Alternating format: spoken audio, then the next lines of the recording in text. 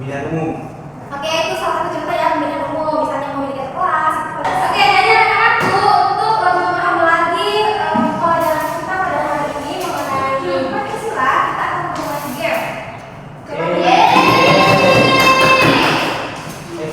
main game.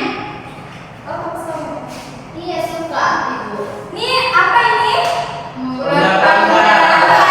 Jadi anak-anakku kita akan belajar bersama sambil bermain menggunakan ini loh. Senang nggak? Senang. Jadi anak-anakku akan dibagi dalam 2 tim dan nanti akan membahas.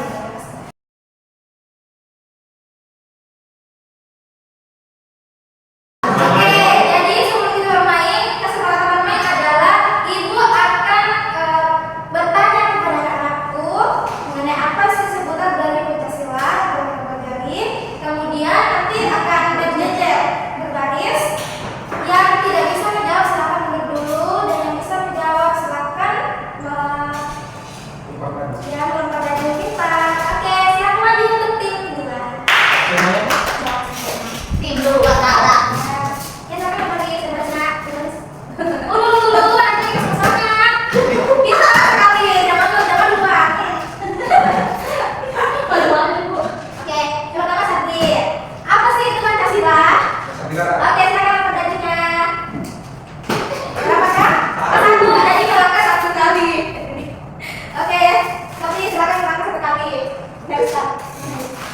Ya, oke, mundur dulu Satri. Silakan. Oke. Kalau misalnya bajunya lebih jauh dari ini berarti yang Ibu menang ya. Oke, Ibu. Oke, Nabila Hayat. Berapa sih sila dari Pancasila? 5. Oke, 5. Silakan kita dulu. 5. Ya, silakan. 1. Lempar lagi, Oke, kamu. Apa sih simbol Pancasila pertama? Bintang. Oke, kita bisa nggak usah terus? Ya, 5. Bisa dulu. Udah. Oke, kamu. Apa ya? Sebutkan seolah ketiga. Persatuan Indonesia. Oke, kita. Ini 5 nggak bisa. Oke, terima kasih kepada tim dua. Jadi tim 2 itu berhasil memperoleh skor 15. Tepuk tangan. Selamat. Ya, silakan tim 1 bermaju.